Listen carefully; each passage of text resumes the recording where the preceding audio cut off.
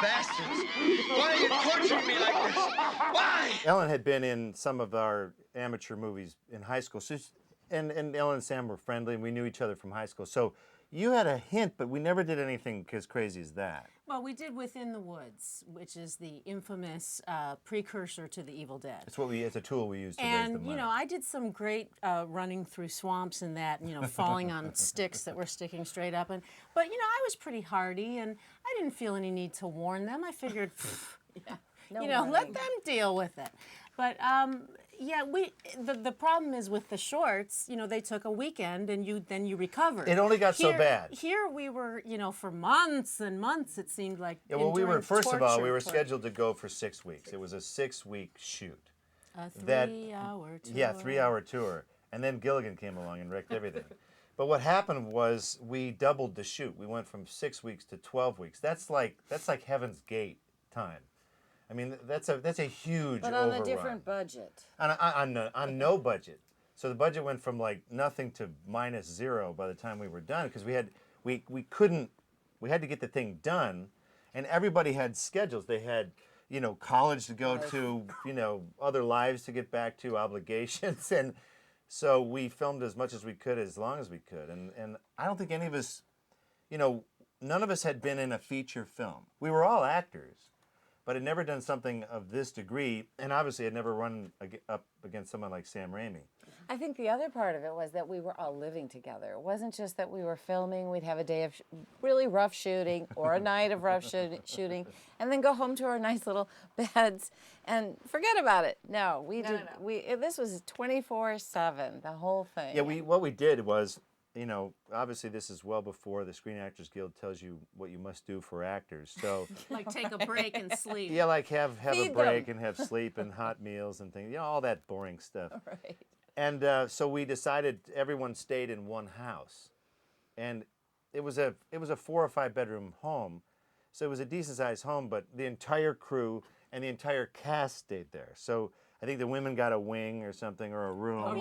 Yeah, like I said, a room. Come on, you're dreaming. Okay, all right, I know. That's what we called a wing in those days. Yeah, was a room. no. And you know, so we all slept on the floor. So, and when I got back from the Evil Dead shoot, I actually slept on the floor of my house for about a month. And my mother's like, "You have a perfectly good bed. Why are you sleeping on the floor?" I went, "Because that's how it was in Tennessee." We were all kind of insane. We had planned on filming that summer. We raised money in the spring, but in Michigan, we didn't know anything about raising money, so it took forever. Summer came into fall, and then we were going to shoot in Michigan, but Michigan has notoriously bad winters, as you all know. So we went, I know, we'll go to Tennessee. It's warmer down there. Well, as soon as we got down there, finally starting in November, mid-November of '79, Tennessee had one of the coldest winters on record, and Michigan had one of the warmest. So we went there to avoid the cold and the wet, and it was miserable. We had cameras freezing, cables freezing, people freezing. We had no heat, running water, or electricity in the cabin we were shooting in. We brought in electricity, right? Yeah, we restored it. What did we do for plumbing? I don't even remember. This was even before the land of porta potties. I think this was, there's your hunk of woods over there. Yeah, and so, you know, me running through the woods at night, it was, what, 40? 35? Yeah. And we were freezing. It was, and the sticky blood would almost kind of freeze and become more sticky. Well, you couldn't wash it off. And yeah, I had a fun blood experience where we were shooting one night, all night long. And this was a Saturday night, and we're shooting in the Bible Belt here of rural Tennessee. And I couldn't get my clothes off. I had so much fake blood on me. Every time I'd pull to get my sleeve off, I'd take a shank of hair with it. So it was like sandpaper. So we had this rented white pickup truck. So I sat in the back of the pickup truck, looking like Charles Manson, basically, covered from head to toe. On a Sunday morning, as people are coming out to go to church, I'm going, "Hi, good morning, good morning."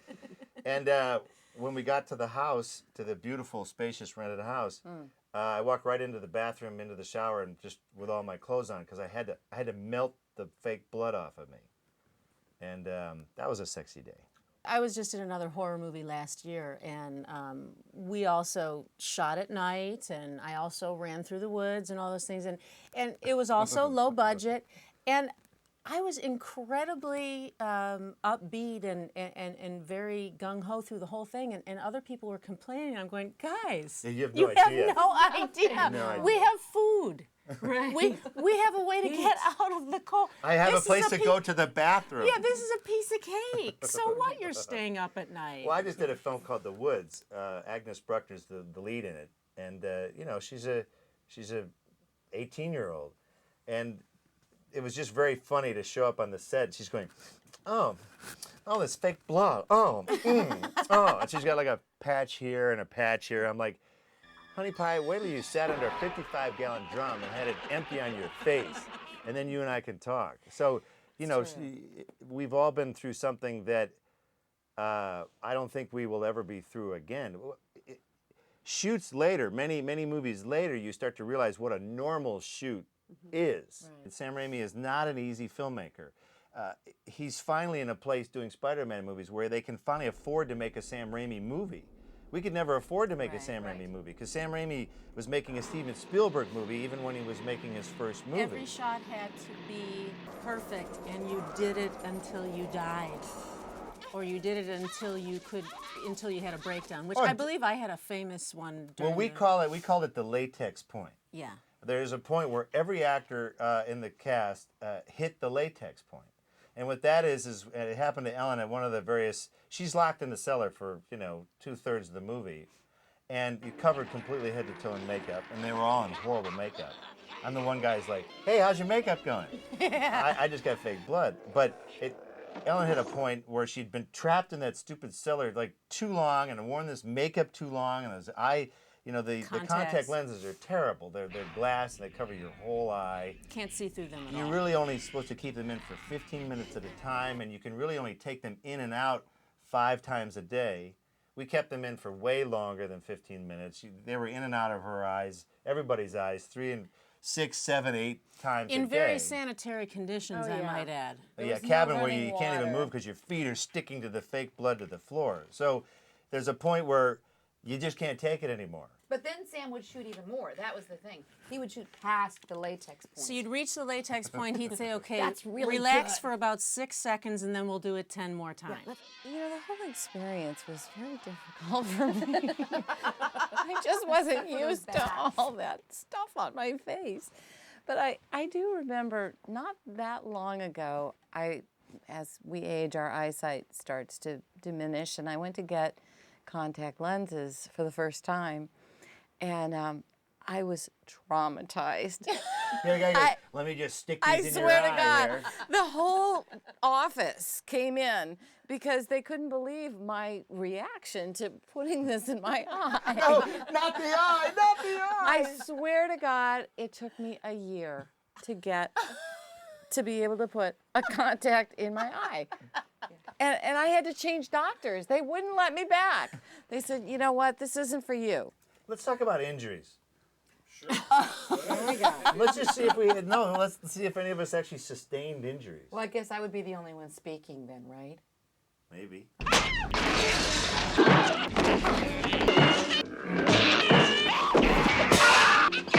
Yeah, there were injuries. You got that right. There were injuries. How about the time you took my ankles and just dragged me through the cabin? How about it? How about it? And there was real blood. It wasn't Carol syrup on the white nightgown. It was real blood. And they stopped and they said, Betsy, did that hurt? Once I got my breath back, yeah, just a little bit. So we fixed that. They went out to the Delta 88, got a piece of carpet from the floor, and said, can you put that on your back? I said, how?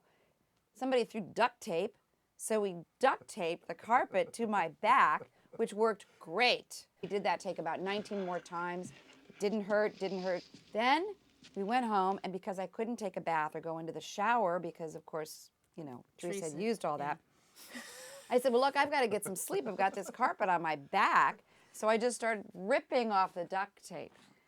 And I think that was actually more painful than being dragged through the cabin. There were injuries that were visible, and then there were injuries that were internal. Now, psychological, emotional, but also let's talk about the fog juice. they had to create fog, and they used some kind of toxic chemical that It we was were an breathing. oil-based fog. It was an oil-based fog, and there were times where not only it was in the air, but Sam would say, "Hey, let's shoot some fog up Ellen's shirt so it can come out in her face." So I'm sure that we are all gonna die of emphysema. But you know what, though? at Even some on top point. of the foggers, when Sam would do that to your shirt, he'd hold it up and you'd go, these made a horrible noise because Yeah. you had to plug them in. Because it was a juice container. You'd pour this heinous crap in there. It would heat up, go through a heating element, and then spit out. But if it wasn't fully heated, it would spit napalm at you. So we'd go to spray it. This horrible shit is like, it's burning you at the same time. But the probably the most painful was when I get kicked in the face and thrown backwards into the cellar. Is after you're possessed. Once I become possessed, I've got the lenses in my eyes and we can't see through them, so we have to act blind. And I had to fall into like about a 4 by 4 foot hole where there was some people in the hole with a blanket stretched out that I could fall into, which was really nice of them, that I didn't have to fall onto the dirt. So, needless to say, I missed the hole a few times and I flung myself back and smacked my head. That hurt. I do have some injuries I'd like to report. Okay. Yeah. Some things. Yeah, they got hurt. Yeah, they got hurt. I actually got hurt not filming one night where we finished a scene where I think I lopped, Betsy's head off with a shovel, and her neck spewed blood all over me. So I'm like, hooray, this stupid scene is done. And I ran down this hill joyfully, went, ha-ha! I landed completely wrong on my ankle. And of course, we're not done filming. We have like hours and hours left. I think I broke my ankle. I mean, it was a massive sprain. And I was in so much pain, I started laughing. I started to go, ha, ha, ha, ha, because I was going insane. I couldn't put any weight on it. And so Sam and Rob, this is the producer and the director and the writer, Sam Spider-Man Raimi, grabbed a stick. They both grabbed sticks. This is like, what's the film with all the kids on the island? Lord of the Flies. So they cornered me in a back room with these sticks, and I was laughing because I was in so much pain. They thought I was laughing because of the gag they were pulling. So they're going, "Hey, Bruce, how's your ankle? How's your ankle?" So they're poking at my ankle, and I'm going, "God, stop, stop, stop." And what they don't realize, I was really begging them to stop. I was like almost at tears, stop. And they thought, he loves this, he loved this. And then we have to shoot a scene where I come in to be tender and kiss the possessed, Betsy lying down. And you can see me limping in the shot. There's absolutely no question about it. And then later, after pretty much all the actors were gone now, everyone had to do stuff. So we still had like 2 weeks of shooting left. So we got a local actress named Barbara Carey, who we saw in a play once. And we went, she's fine. Put a wig on her. She'll be great. She's perfect for Betsy. So there's a scene where she comes out of the grave and tears up my leg. And so she had long fingernails at the time. And Tom Sullivan, the makeup guy, did an appliance here. She has to scratch and scrape while blood is coming and spitting out. And that appliance, like, when I took it off, it like took some hairs off and left some horrible deposit of something in one of those follicles. And over the next 2 weeks, I started to get this awful like boil on my leg. And someone finally went, "What's wrong with your leg?" I went, "I don't know. It's something from the thing we shot the other couple of weeks ago." "Well, look at that." And we went, and I squeezed out the most disgusting combination of pus and latex that you've ever, I almost vomited on the spot. It was the grossest thing I'd ever seen. And someone was there to witness. They were like, "Ha, ha." So, and then the woman who did that, she had these long fingernails. She had to scrape, and Sam kept going, "Keep scratching. What's wrong with you? Keep scratching like this. You're angry at him."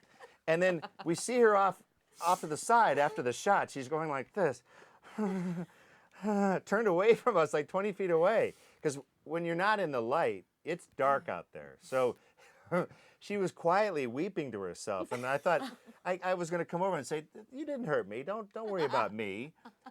And she goes, "I'm not." She held up she had bent back 2 of her fingernails, like completely back. And she didn't want to tell us because she like didn't want to be fired or whatever. And I'm like, oh shit.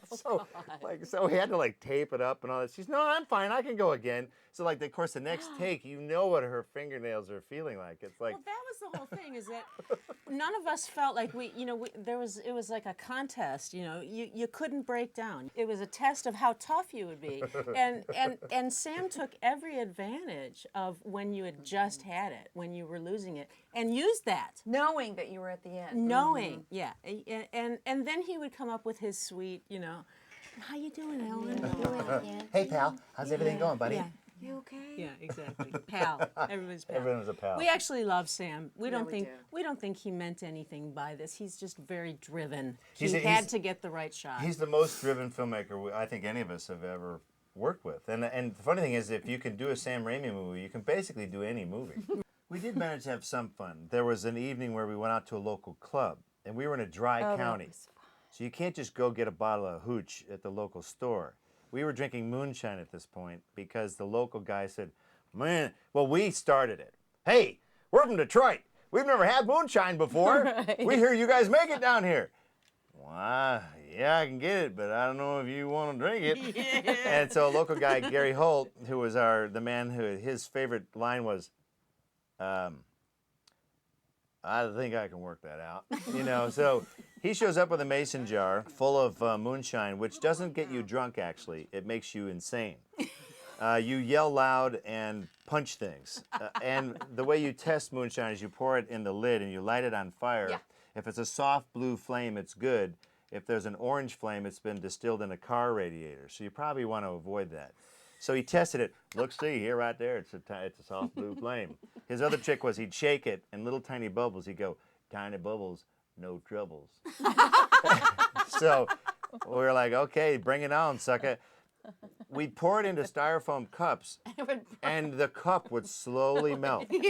It would bead up on the outside of the cup and would start to collapse on itself. And we realized, that's good if stuff. it's taking styrofoam back to its native components, what is that doing to our stomach? So we started to throw it on the fire just before we rolled film to give it a big whoosh and to make the fire look really strong. That was the only use. So one night we got liquored up and went to a club. This was a private, secret club, and this is what the South is all about. They don't have open parties. They have private parties. So we went to this club, and I was dancing with a Southern girl, and my pickup line was, ever danced with a Northern boy before? And she rolled her eyes. She's like, no. I went, come on, baby. So we were dancing and falling down on the dance floor. We would get up, and she would trip me, and then I would trip her. And I thought she smelled really nice. And I said, hey, what's that you're wearing? She goes, Ivory soap. And then we fell down on the dance floor, and I don't remember the rest of the evening. I woke up in women's clothing. But so we had a couple of crazy nights. But really only a couple. I mean, we really only, I can think of maybe 2 or 3 times that we ever went out. We did go to a tobacco farmer's home. Yeah. And rode go-karts around. We had Thanksgiving at a local family. That was fun. And these guys, they take Thanksgiving seriously in the South. They had our whole cast and crew, I think it was like 17 people, came over to this one house to have Thanksgiving. And, we were starving. We were always like, there was no food, there's no nothing. We also had the joy of, some of the men took the duty of who would watch the cabin at night. Mm-hmm. Because what's funny is, in the rural part of Tennessee where we were, here we went home for lunch every day, or had it brought to us sometimes. But when we had to leave, we had a 16mm camera sitting there, a Nagra recorder. These are all fairly expensive pieces of equipment. And then we had a toolbox. And we came back after filming, after going back for a lunch break, all the tools were gone. The camera was untouched. The tape recorder was untouched. All the film equipment was untouched because they probably went, what's that do? Well, I don't know, but there's a skill saw over there. Hey, there's a hammer I can use. So they stole all the regular tools, and we were obviously being watched from the hills. We would look up. One night we saw 2 guys squatting up in the hills who wouldn't say anything, and they would disappear if we would go to approach them. So we were being watched, and we would take turns who would stay over in the cabin after filming that night to protect it, from the people stealing power tools. So Sam had the duty of sleeping over one night, and I was bringing groceries down to the cabin the next morning. And walking from the cabin was a guy with a beard down to here, with shotgun shells on 2 straps across his chest, and a gigantic shotgun coming from the cabin. I went, okay, he's just killed Sam, clearly, and I'm next. And I can't even use my hands because I'm carrying groceries. He's walking up the road to me, and I'm walking down. We're the only 2 guys there. And what do you say? Get off my property? It wasn't even our property. So I just went, good morning. He went, morning. He was just hunting, and we just passed, and I went to the cabin, and he hadn't even gone in the cabin. So it was a very bizarre place. I'll go to hell. I'm not honking at you. By the time each of these women got on a car, bus, or plane on the way back home, no one was really, speaking. I remember we went to see, Teresa at doing a comedy show a couple of months afterward. You're right. And it was kind of like, hi, how are you? She's like, Very funny. So it took a while to sort of speak again afterward, because we pushed the envelope of everybody. This whole shoot was that, and the strange thing was, I think some of that translated into film. I've got shots of me in the movie. I'm 21 years old, and I look like I've been up on an all-night bender in some of the shots in the movie, because we basically were. Well, Sam ended up looking like a homeless person by the end of the shoot. I enjoyed watching him grow scruffier and scruffier as the shoot went on, and the bags under the eyes, and he literally looked like he had walked out of a swamp. What was that premiere like for everybody? Shock. I was really surprised Well, in what way? that Ellen had that scene. I had no idea. Let's face it, the wood scene shocked the hell out of All of us, we had no idea. I was absolutely mortified. My parents were there. In fact, the story of the evening was my. I remember this. My mother, when it was over, one of my mother's, a person who knew my mother, just kind of walked up to her and said, "What we have to deal with our children." That's all she said. Well, I actually wasn't at the premiere. I was doing an auto show. Because you had to go back and make real money. Yeah, yeah. Well, we had, when we did our premiere, it was at an old theater called the Redford Theater in Detroit, which we always loved because it was a huge theater. It really was, and it was packed. People showed up. It was open to the public. And we thought, oh my God, well, we'll see what happens. Who knows? We had no idea what the reaction would be. This is before test previews, getting idiots at malls to come out and watch your movie. This was just whoever wants to show up. And we got word after the show that an elderly woman wanted to speak with us. And we went, oh no. And this woman, I'm not kidding, was 80 years old. She goes, I had nothing to do this evening, and I thought I'd come and watch your movie. And we went, oh, crap, here it comes. We were going to get the finger-waving thing. And she goes, I was having a really bad day, and I have to say, I thought it was great. Because she laughed her ass off through the whole movie. Well, that's the laughing what came as a real surprise. There were so many people laughing. And when we made the movie, we didn't think there was anything funny about it. No, it was a melodrama. I mean, it was... We can't bury Shelley. She's a friend of ours. It's only now that we laugh. Well, I have to say, we've sort of stayed in touch over the years after the hate sort of calmed down a little bit. And since the ladies of the Evil Dead have come more into their own as an entity, we have stayed in touch. But I think it was really fun because we didn't always get everybody together. We'd get 2, 3, or the ladies were together, or I'd show up sometimes. But this was all the cast members in Royal Oak at a theater that we had gone to as a kid. And I have to say, I really enjoyed it. I mean, I enjoyed their company because they're really good sports, and they went through an incredible amount, and I'm glad that they're still here. Still alive and not so. Well, and I don't think any of us had seen Rich, a.k.a. Hal Delrich, a.k.a. Scotty. And so it was great to see him. I think Rich was kind of astounded because after the movie, he went back to his regular job, and he has a quote-unquote regular job today. In the flooring business. And to him, this was, when he showed up, he was like, what is this? Here he was in this crappy low-budget horror film eons ago, 25 years ago, And now it's like, you know, people are lining up and they have memorabilia, and there's been 2 other sequels. He's like, what the hell is going on? Why do you think, Bruce? Why do you think the film has been so successful? Okay, I think the film was successful because of Bruce. That's because of you. Is that a personal opinion? Only. Okay, I'll explain the real reason why Evil Dead is popular. We live in a country of moderation. Everything is rated. We have rules, we have signs, we have regulations. Evil Dead is a no-holds-barred, kick the doors out, gross your face off sort of horror flick. This is a horror film where it's just going to get worse and worse and worse. And there are no holds barred. People are going to die, their heads are going to come off, blood is going to gush. And nowadays you don't see that as much. You know, it's just a unique experience. I just feel like we've lived through something that nobody else has. It's safe to say that the thing that has kind of been fun to watch over the years is when it was first done, it was really known as a shock movie. I mean, it was put in the same category as Texas Chainsaw Massacre, Night of the Living Dead, these unrated, really scary, gross films. It was banned in much of Europe for years. There were court cases. People were fainting and vomiting and stuff like that at the showings. And now it's at Kmart. Thank God the whole thing makes me laugh now, or else I'd probably slit my throat.